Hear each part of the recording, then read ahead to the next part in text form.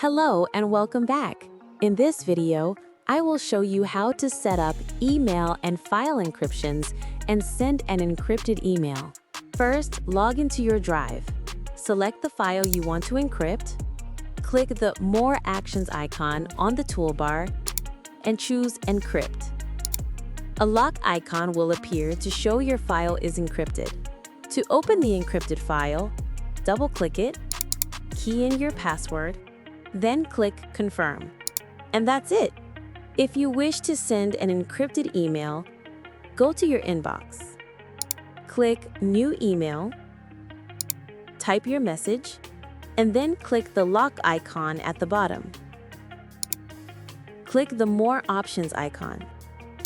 Here, you can sign your email or attach your public key.